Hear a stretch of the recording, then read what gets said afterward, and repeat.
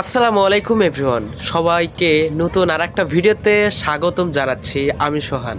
আজকে চোখের সামনে অনেক কিছুই দেখতে পাচ্ছেন।